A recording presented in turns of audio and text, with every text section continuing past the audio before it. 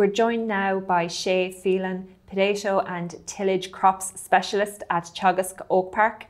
Shay, how much of the main harvest is completed at this stage? What kind of estimate are you seeing? It was around 25% last week. Yeah, I'd agree. It's somewhere in around 25%. It's difficult to say really because a lot of guys had to hold back last week for various different reasons.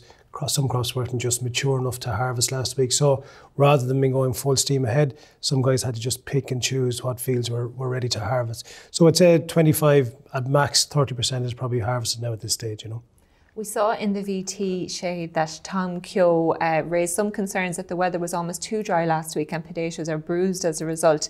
Is that a rare complaint, or is that an issue at the moment? It generally is a rare complaint this time of year. What we're seeing out there at the moment is that soil is very, very dry. So normally when potatoes are being harvested, the soil actually cushions the potatoes as they go up the web of the harvester. So what's happening this year is that the soil is so dry, it's actually falling through the web onto the ground. So the potatoes are exposed a lot earlier on the harvesting process than they normally would be.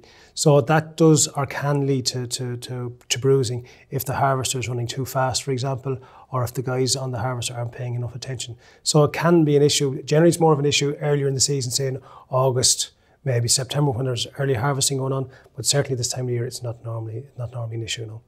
In general terms, Shay, it has been quite a volatile year between the drought and late sowing. What kind of problems did that volatility cause? The year that's been in it, it's probably been one of the most difficult and trying years that a lot of potato farmers would have had for quite a while. We started off with a very cold spring, so a lot of the early crop that we would normally have been planted down in Wexford never actually got into the ground. So those early varieties like Home Guard, British Queens, the areas of those actually fell quite significantly this year because we never actually got conditions to plant them. And then when we came to the main crop harvest, we were started probably about 3 weeks to a month later than we would normally start. So we started in late April, early May before we really got into planting.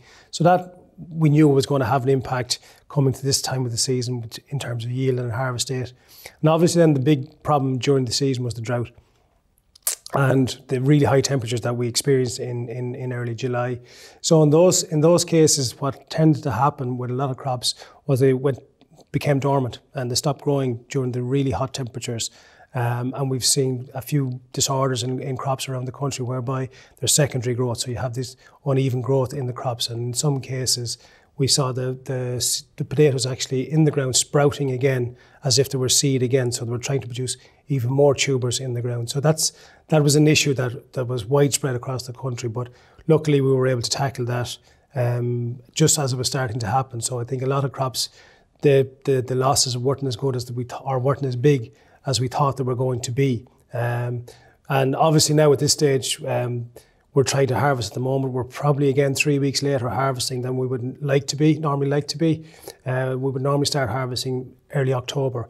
We're now in the last week of October and we're really only starting into harvest now. And the big fear is on the grower side is that if the weather gives up on us in the next couple of weeks, then we're into a lot of losses when you start harvesting in bad conditions. So it's been a really trying year on growers so far, and it's not finished yet, Well, the weather has improved. Tillage farmers are making the most of it at the moment. On the potato side, the prices have increased as well.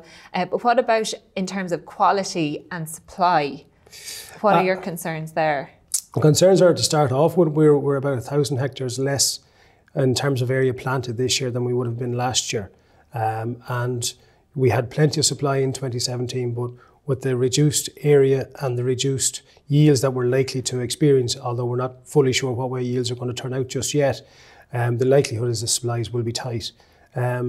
We probably will have enough to supply the market, but it's kind of on a knife edge really at the moment.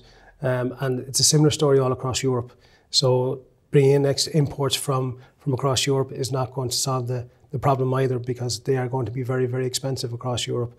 And we're hearing that in different sectors across Europe in terms of the chipping trade, where some of the supplies over there are becoming very, very expensive, So it is a concern. At the moment, I'd say it's too early yet just to predict what way it's going to turn out, but it certainly would be a concern. Is the price increase enough to compensate farmers for losses? look at a price increase is always helpful. There certainly is increased cost this year. I was talking to a couple of growers around the country who have had to put out extra irrigation this year. Normally they wouldn't irrigate very much at all, but they've had to put out maybe between 5 and 10 applications of water throughout the season. And that's all very expensive work, especially if you have to dig boreholes or drill wells or whatever it is to do that work. And never mind buying the equipment to do so. So the price increase, yes, it will be a huge help to farmers. There's no doubt about that. Whether it'll be enough to put them into profit or not depends on the yield and how the crop responded, you know.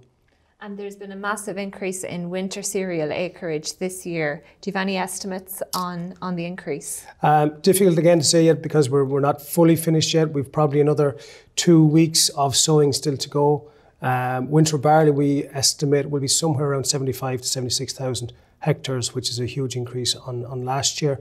Winter wheat will be 60 plus thousand hectares, which again is a slight increase on last year as well. So the areas of the main crops, wheat and barley, will be up. The area of winter oats will probably be down due to a seed issue. Seed just wasn't available, or enough seed wasn't available. So we probably will be up overall in terms of winter plantings this year, yeah. So there won't be enough oats maybe available, but... Potentially, yeah. That's what we're hearing from the traders, that the oat supply of seed was scarce. Barley was scarce, but we're probably finished barley sowings at this stage. Again, barley supplies were tight, but there just seems to be enough just to get guys out. Wheat supplies seem to be pretty plentiful. So once potatoes are harvested and fodder beet are harvested and crops like that are harvested, the wheat will probably go into those slots then, you know. Finally, Shay, chlorothanol, there's a lot of concerns around that at the moment. The EU Commission are having major discussions on it this week. There's talk of banning it. What kind of impact would that have on Irish tillage farms? You're right, chlorothanol will have a huge impact on Irish farms if it's restricted or if it's banned altogether. We use it pretty much all across our wheat and barley crops, and it's a key fungicide to our crops.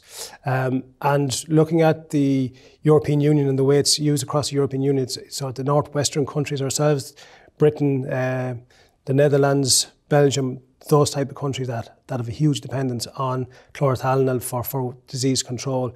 And it serves a number of functions. Number one, it works as a fungicide in itself, but also it helps to protect the other fungicides there that we're using as well from resistance issues, whether it be in wheat or barley. So it acts as a dual purpose type of product.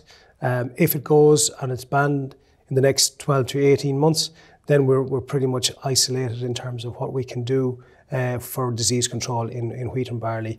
Especially barley, we're very, very limited in what we can use for a disease called ramularia, which chlorothalonil is nearly the only active that has much activity on ramularia control at this stage. So in those terms, you're probably going to look at pretty significant yield decreases in some years. So that's obviously going to have an impact on farmers' incomes going down the line, you know. Thanks very much, Shay. We'll all be following that debate very closely over the coming weeks.